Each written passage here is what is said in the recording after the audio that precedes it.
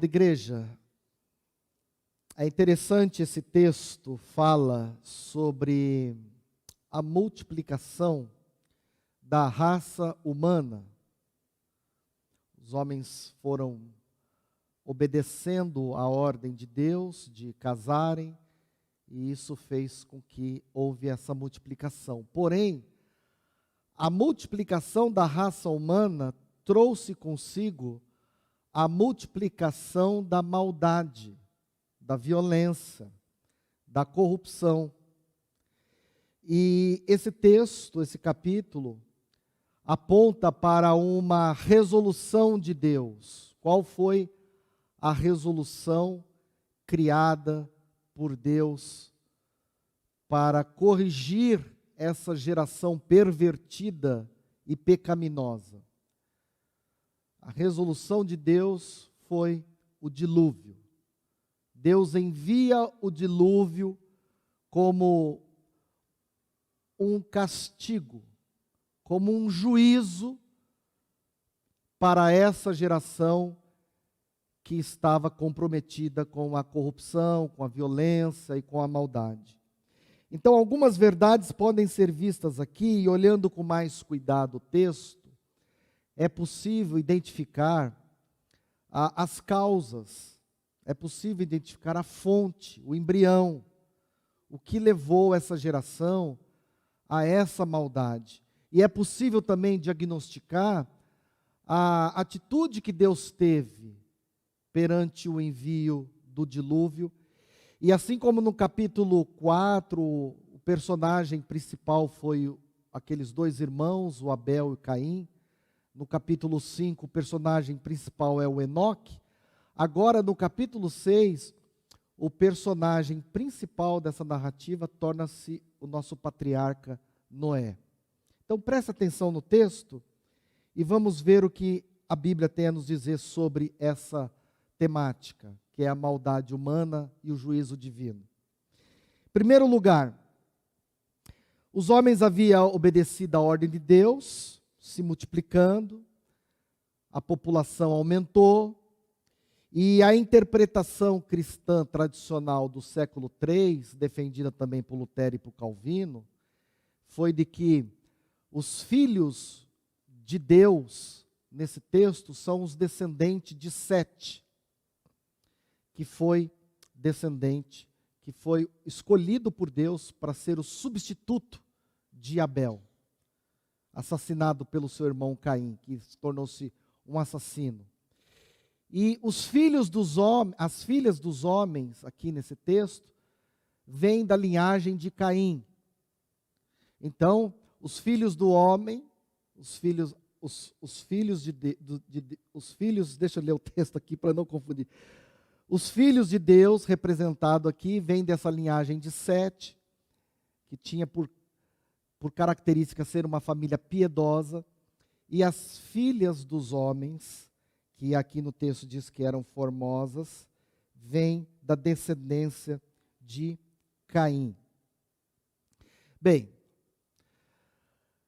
aqui começa um problema, que eu sei que muitas pessoas não gostam, quando a igreja se posiciona a esse favor, mas é uma doutrina bíblica, que é a questão dos casamentos mistos.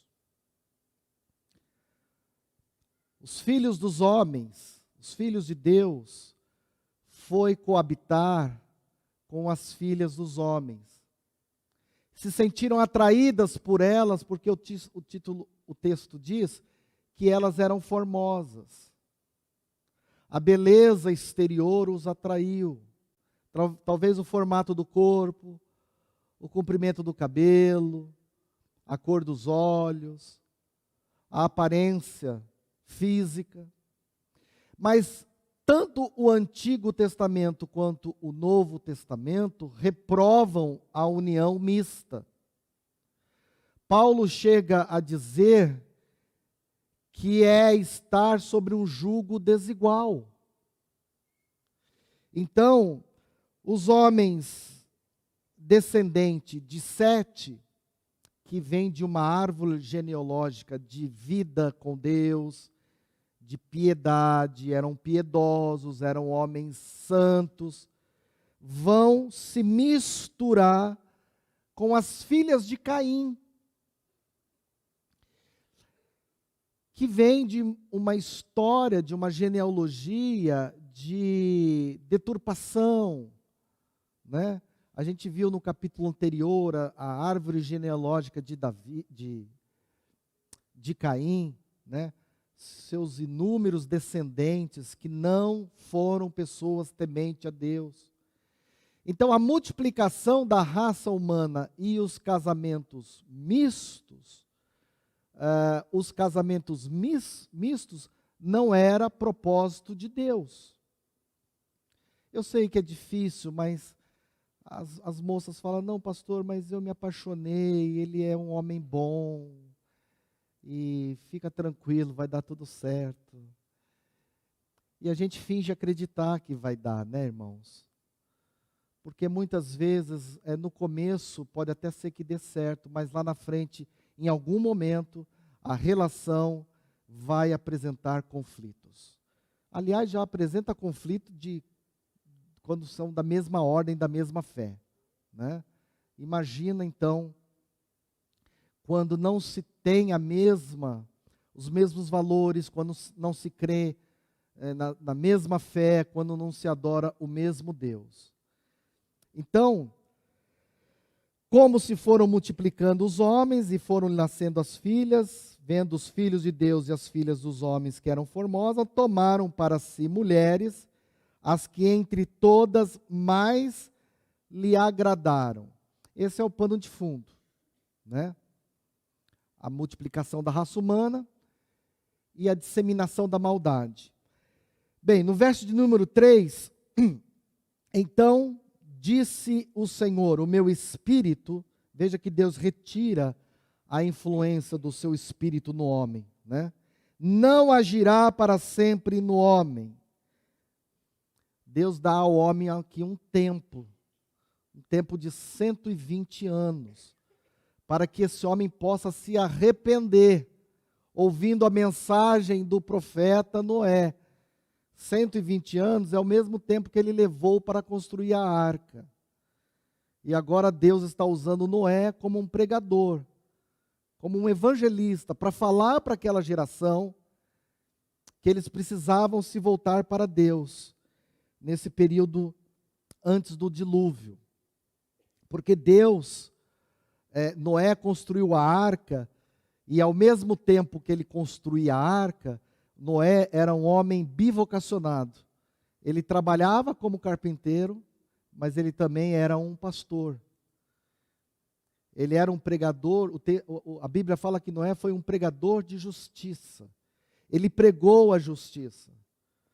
Noé, como carpinteiro, foi um homem realizado, teve êxito, viu a sua obra, depois de mais de 100 anos, dar frutos. Mas como pregador, o Noé, possivelmente, foi uma pessoa frustrada. Por quê? Porque aquela geração deram as costas para ele. Não ouviram os avisos que Deus mandou. Deus mandou alguns avisos através de Noé, mas eles viraram as costas. Bem,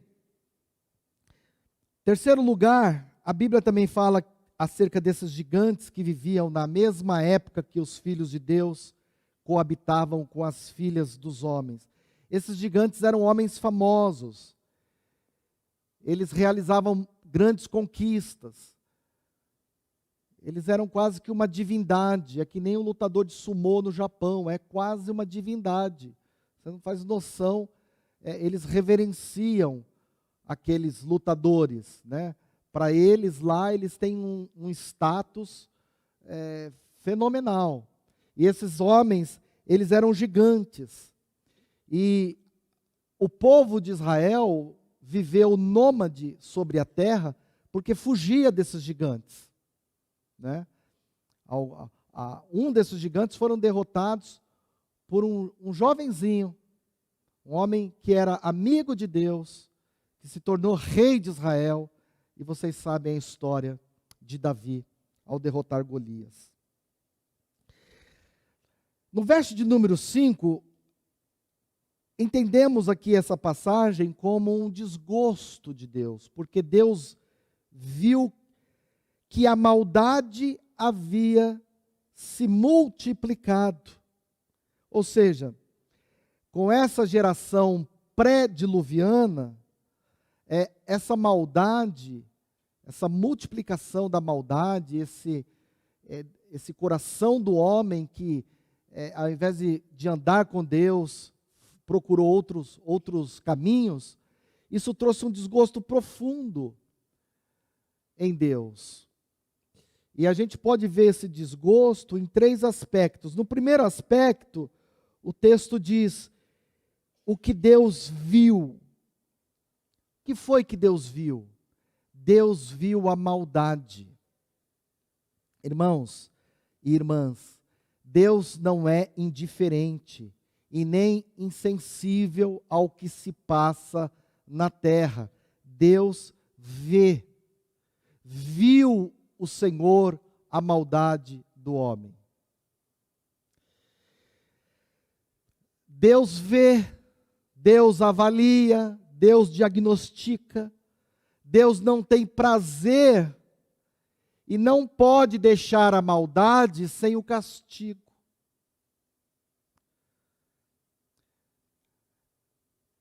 Nessa época de início de ano, de fim de ano, muitas pessoas recorrem às redes sociais e colocam versos destacando a bondade de Deus, a misericórdia de Deus, o amor de Deus.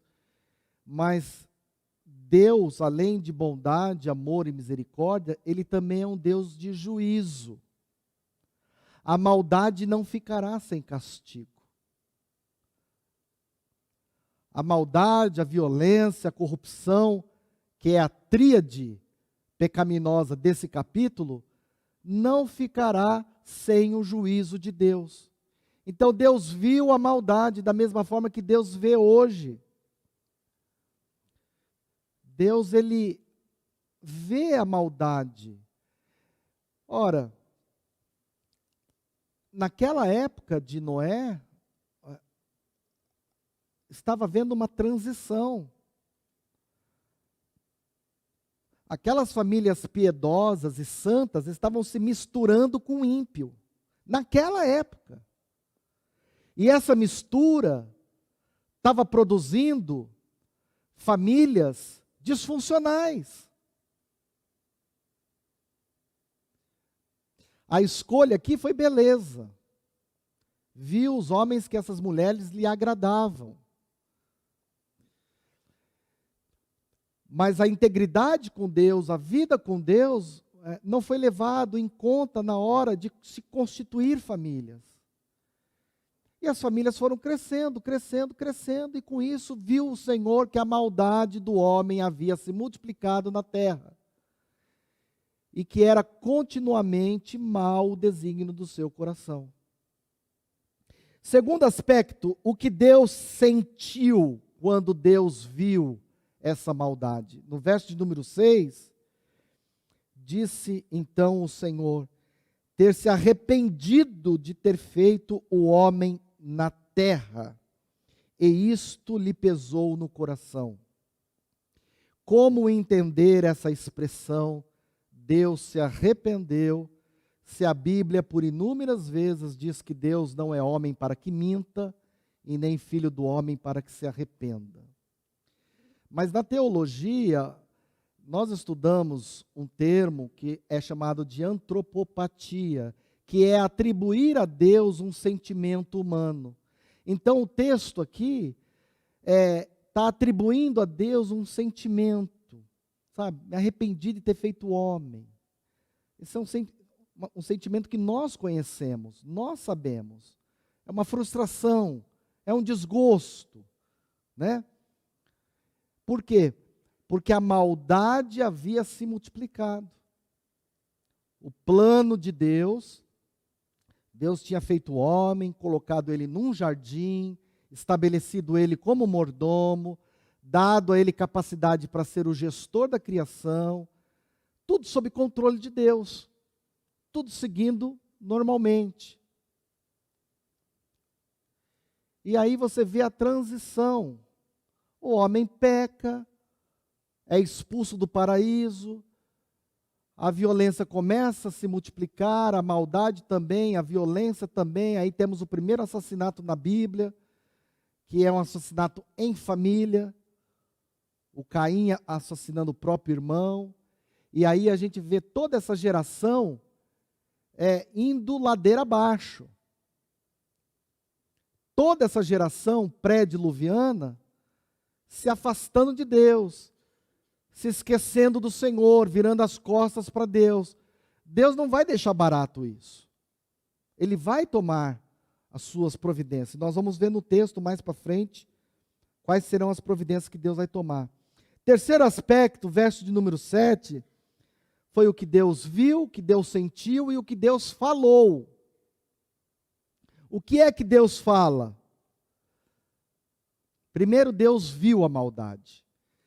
Depois ele sentiu desgosto pelo homem ter ido para caminhos tão tortuosos. E depois Deus então fala. A fala de Deus é carregada de juízo. A fala de Deus é carregada de julgamento. Deus pronuncia o seu veredito a essa geração corrompida. Então, o que Deus fala? Farei desaparecer da face da terra o homem que criei.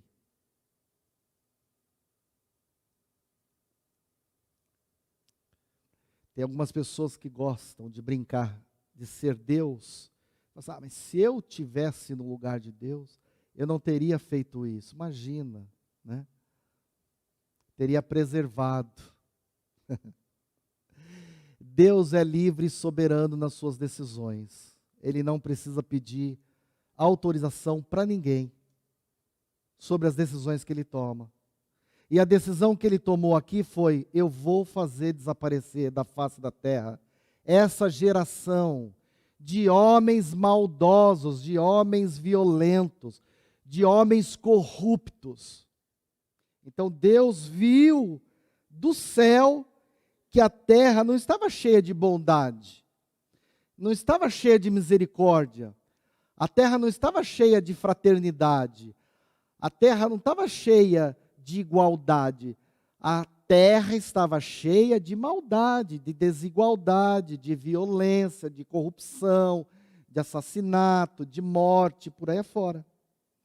A terra também estava corrompida, a corrupção se tornou generalizada. Todo ser, olha como foi generalizada a corrupção. Todo ser vivente havia se corrompido. Com exceção do Noé. Deus sempre encontra um justo, né, irmãos? E aí então, qual foi a decisão tomada por Deus para conter o avanço da maldade, para conter o avanço da violência e da corrupção? Verso de número 13. Deus resolve dar cabo de toda carne por causa da violência. O motivo está aí, a razão está aí, por causa da violência dos homens. Então, a catástrofe do dilúvio não foi parcial, foi universal. E a razão foi para conter a violência dos homens. Aqui vale destacar 3 fatos importantes. Primeiro, foi que Deus manda construir a arca. Do verso 14 a 17, eu estava hoje na igreja conversando com alguns irmãos e falando sobre essa engenharia na carpintaria, na marcenaria de Noé, né? Porque ele não tinha as ferramentas que o homem moderno tem. Não tinha serra circular, não tinha tico-tico, não tinha parafusadeira, não tinha chave de fenda. Aqui é uma sociedade que não tinha. E agora imagina, 120 anos para construir uma arca. Não tinha planta como que é? W o quê, Luiz? WGF, lá, aquelas plantas que você usa, para ver as medidas, não tinha nada. Então ele tinha que derrubar as árvores. Eu fico pensando, meu Deus, derrubar as árvores, pegar as madeiras, como cortava, como é que fazia aquilo, né? Mas o homem foi obediente. Parece até maluquice, né? Eu acho que os homens maus passavam por Noé e eu acho que faziam bullying com ele. O que você está construindo aí, cara? Não, estou fazendo aqui uma arca que Deus mandou. Mas por que essa arca? Não, porque ele vai destruir o mundo. Mas vai destruir por quê? Cara, o que você está fazendo aí, meu? Eu estou obedecendo a Deus fazendo uma arca, porque Deus vai destruir essa geração. É que nem a igreja hoje. A igreja está dizendo para a sociedade, o que vocês estão fazendo? Nós estamos plantando igrejas, nós estamos enviando missionários, nós estamos acolhendo as pessoas, porque Deus disse que vai destruir esse mundo. Ah, meu, você é fanático. Você é doido. Essa história não confere, não bate.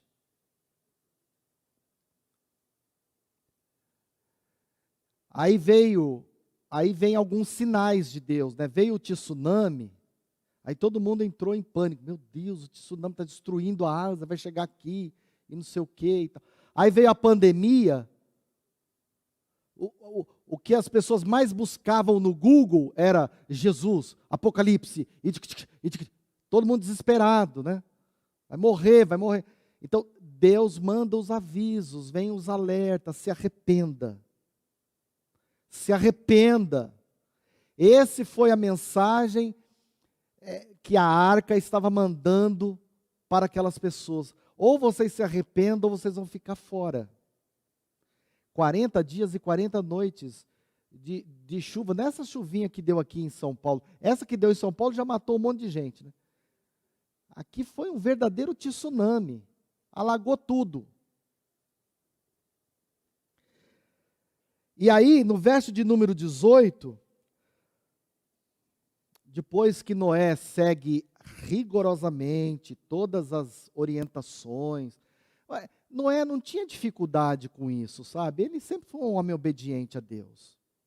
Então, se Deus falasse para ele para Noé, ele era íntegro, ele era justo, ele era obediente. E aí, olha como ele vai colher coisas boas agora.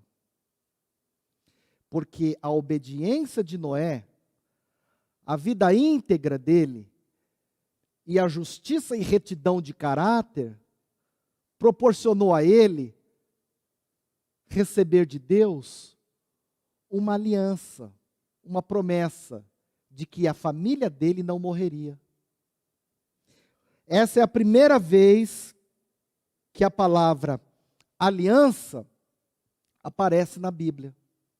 Contigo, não com os que estão caçoando, não com aqueles que estão menosprezando, não com aqueles que estão envolvidos na violência, na maldade, não com aqueles que estão praticando a corrupção, mas contigo, homem de Deus, contigo que anda na justiça, que anda em retidão, contigo que é obediente, eu estabelecerei a minha aliança. A aliança de Deus não é com o ímpio, a aliança de Deus é com quem é discípulo. E aí, uma aliança é um acordo que implica obrigações para poder desfrutar dos mesmos privilégios. Então hoje, qual o problema da nossa geração? A semelhança da geração de Noé. As pessoas hoje querem uma aliança com Deus, onde Deus fique responsável em garantir a ele ou a ela tudo. bênção, cura, saúde, emprego, família, tal. Agora, a parte da pessoa, aí, muitos não querem se. Por exemplo, você tem uma aliança com Deus. Nessa aliança que você fez com Deus, você não foi obrigado, ninguém pôs uma arma na tua cabeça, ninguém te afogou num rio agora que é obrigado. Você, quando fez a sua opção em se tornar um crente, você fez uma aliança com Deus. Nessa aliança você disse que ia servi-lo. Ah, mas eu estou cansado. Eu sei que você está cansado. Tudo cansa a gente. A academia cansa a gente. Tem gente que está cansado da academia, não quer nem aparecer a academia aqui. Tem gente que está cansado do trânsito de São Paulo. Tem gente que está cansado da faculdade. Pô, o cara está no TCC, no último ano. Tem gente que está cansado do exame da OAB. O cara estudou, aí fez a prova, aí não deu certo. Tem gente que está cansado porque está terceira, quarta vez tirando a carta de motorista e sempre é reprovado. Chega lá, na hora de tirar o carro, o instrutor do lado, o carro morre, na hora da baliza derruba. Tudo cansa a gente, mas nós temos uma aliança com Deus. O Noé não ficou cansado, 120 anos, ter que fazer uma arca? O que você acha? Derrubar, transportar, carregar, colocava a família. Hoje os direitos humanos iam dizer que ele estava explorando a família, explorando a mulher, explorando o filho, explorando o genro, a nora. 120 anos, você acha que não cansou? Cansou. Mas foi fiel até o fim. Cansados, oprimidos, humilhados, mas nós vamos em frente.